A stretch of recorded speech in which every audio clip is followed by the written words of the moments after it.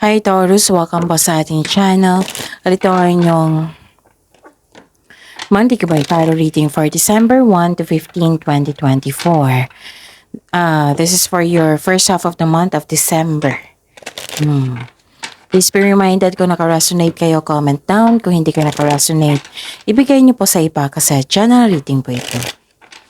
This is for you Taurus ngayon December 1 to 15, 2024.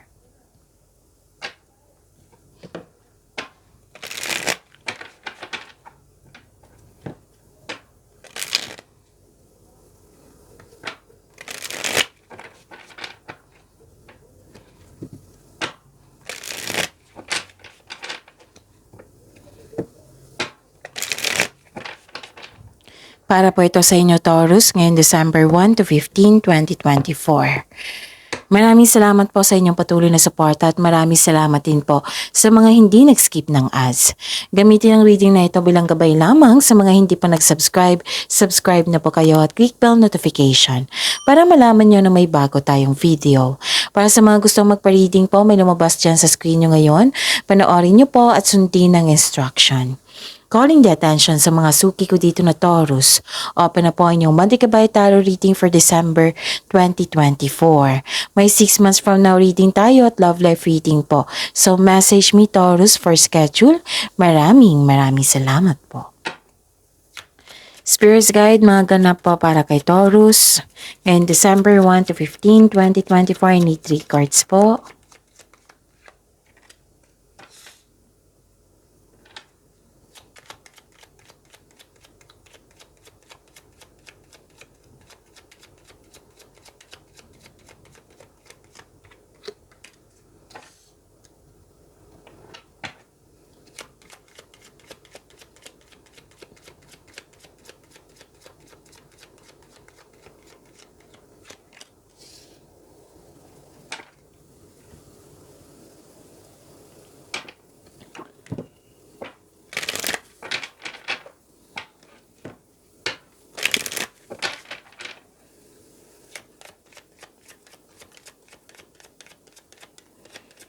Spirits Guide, mga mensahe po. Para kay Taurus ngayon December 1 to 15, 2024.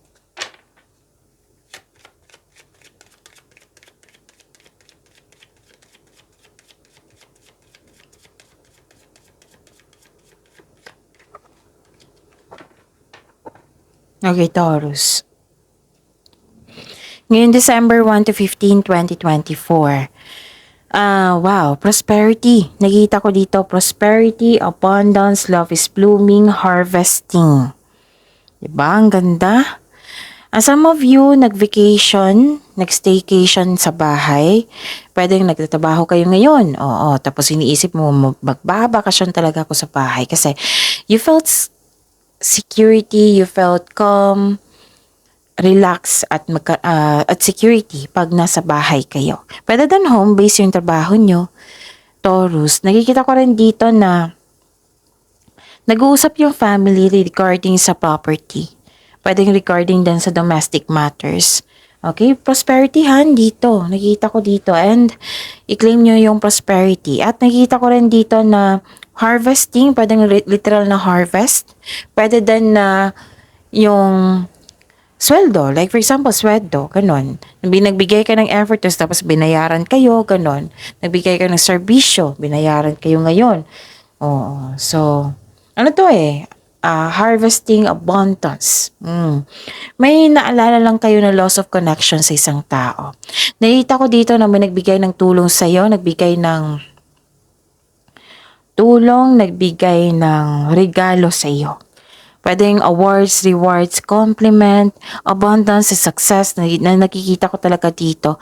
Love is blooming. You're happy, oh. You're happy here. And yun, you deserve this happiness. Ang daming magagandang naganap. Taurus. Release what you've been carrying and lighten up. New joy is on the way. I-release mo daw yung mga past issue, yung mga nararamdaman mong bigat. I-acknowledge mo yung joy na parating sa inyo, which is the clarification of your card here na may joy and happiness. The choice is clear for you now. Follow the wisdom and truth you feel in your heart. Spirits guide. Energy po ni Taurus ngayon December 1 to 15, 2024. And the clarification of this card po.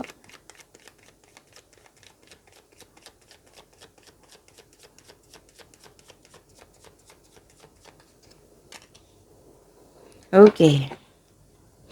Remember Taurus, at the end of the day, alam mo na ikaw lang ang taong may kakayahan at responsable na gumawa ng sarili mong katotohanan at kinabukasan. So ano yung energy mo?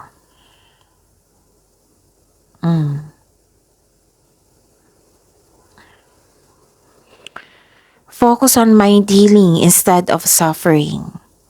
Kasi may nangyari na na-stress kayo. Pwedeng naalala nyo to ha, kasi may naalala kayo na isang loss of connection sa isang tao. Nalungkot ka. Pwede din may pasaway dyan na na-stress kayo.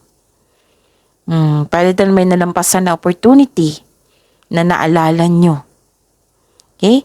So, believe in yourself, think positive na makabangon kayo ulit. And have faith ng divine can lift you out of any period of loss. So, magtiwala sa kung ano ang darating. Focus po kayo sa mind healing instead of suffering. Ito yung sinabi dito eh. Release what you've been carrying and lighten up. Maging ready kasi may joy and happiness na parating dito. Okay? At nakikita ko rin dito, Taurus, na nahihirapan ka sa paggawa ng desisyon. Pwede guarded ka, sinisiguro mo talaga na tama yung gagawin mong desisyon, ayaw mo nang magkamali. Pinoprotektahan mo yung sarili mo na hindi ka masaktan dahil sa traumang nangyari sa nakaraan. Kumbaga guarded po kayo, kalma kayo pero nakikinig kayo sa paligid. Balanse sa choices ng buhay, nag-iisip ka muna bago magdesisyon para hindi na ito maulit yung pagkakamali mo dati. So, yun. Okay? Mag-create pa daw kayo ng konkretong plano bago kayo pumasok sa isang bagong career, bagong negosyo. Spirits Guide, Career and Money po ni Taurus ngayong December 1 to 15, 2024.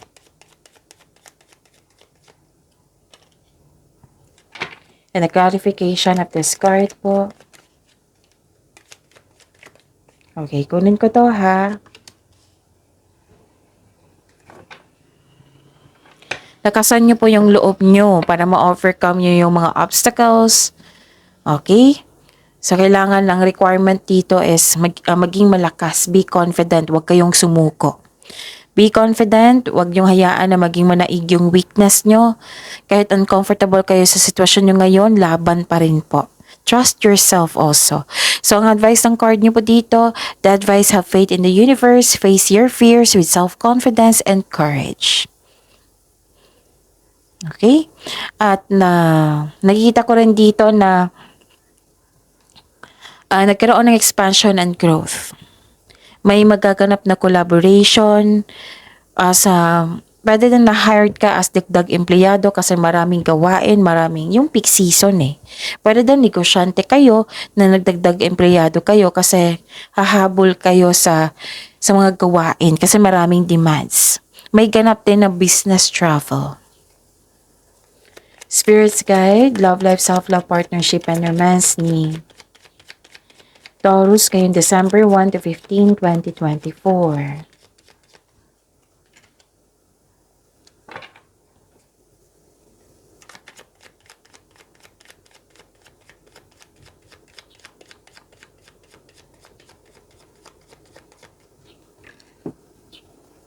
Maraming salamat po sa patuloy na tiwala sa suporta sa ating channel.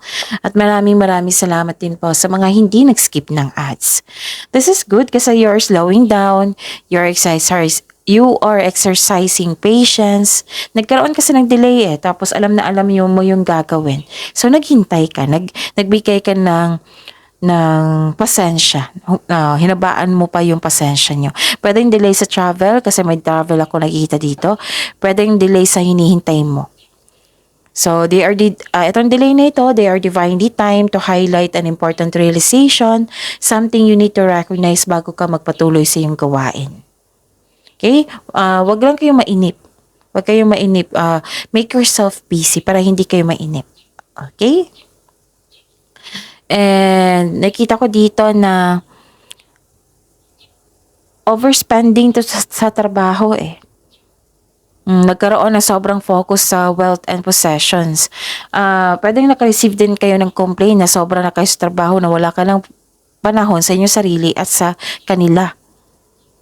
And this card tells you na focus sa emotional and mental stability. You need to relax and listen to your intuition. Okay? So, pagyamanin nyo po yung blessings. Maraming blessings ha, Taurus. Pagyamanin nyo yan. See you tomorrow. Please like, subscribe, and click po button for notification para updated po kayo sa daily tarot reading natin. Maraming salamat po.